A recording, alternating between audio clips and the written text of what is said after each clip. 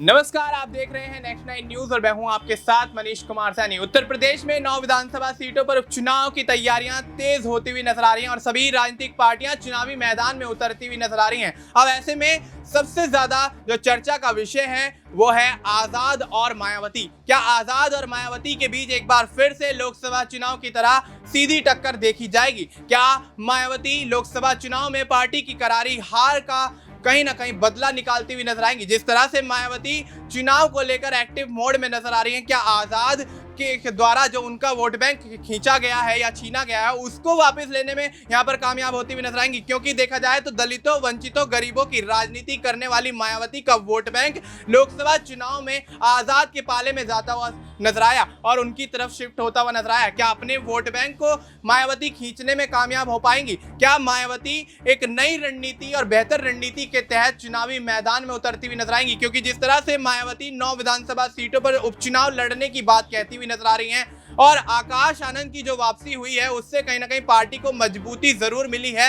लेकिन क्या ये बुआ भतीजे की जोड़ी उपचुनाव में कोई बड़ा खेला करती हुई नजर आएगी? क्या तमाम राजनीतिक पार्टियों को एक बड़ा चैलेंज मायावती द्वारा दिया जाएगा? क्या आजाद को मायावती से सीधी टक्कर मिलती हुई नजर आएगी या फिर आजाद लोकसभा चुनाव की तरह ही एक बार फिर से उपचुनाव में मायावती का वोट बैंक खींचने में कामयाब होंगे और यहां से सीटें निकालने में कामयाब होते हुए नजर आएंगे? और अगर ऐसा होता है तो उपचुनाव के बाद जो 2027 का विधानसभा चुनाव है उसकी रूपरेखा को तैयार किया जाएगा, उनकी रणनीतियों को तैयार किया जाएगा।